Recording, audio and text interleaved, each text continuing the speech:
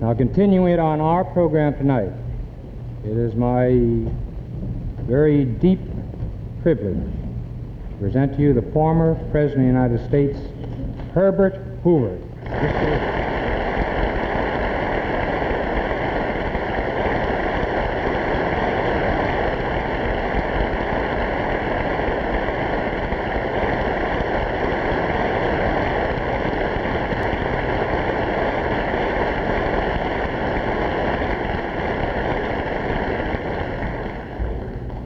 Sullivan, it's really a great pleasure to have an opportunity to thank you and the many others in the play business for the opportunity they have given to General Clay, Mr. Stassen, myself, and thousands of others who are interested in the crusade for freedom to just have a moment to express our hope of your support and possibly a mite of contributions.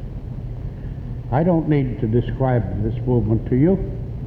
It is an effort to reach the people in 800 million of enslaved nations under communist leaders, and to give to them the idea that we are not bent on war, that we wish to extend our goodwill, to extend to them hope and faith in the future.